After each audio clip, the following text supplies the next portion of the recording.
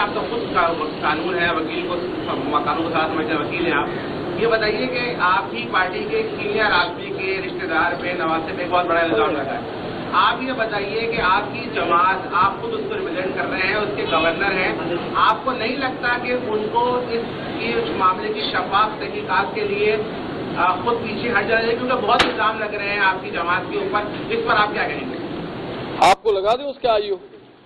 अगर आप लगा सकते हैं, कानून में लगा है लगवा दें, आप मैं तैयार हूँ। क्या नाम है आपका पूरा? काशिफ मुनीर साहब जी। सब आपको पता है मैंने मास्क कम किया हुआ कराची यूनिवर्सिटी के। एक मिनट सुन तो ले, आपको सब्जेक्टिव होना चाहिए। आप कौन सी बीट को सपोर्ट करते हैं? ये कॉमर्स करता हूँ, नादरा भी करता हूँ, सीनियर रिपोर्टर। तो कॉमर्स और नादरा में कहीं FIR आ रहा है तो be at your bit. Thank you. आप जवाब ना देना चाहिए, बी एट योर बिट।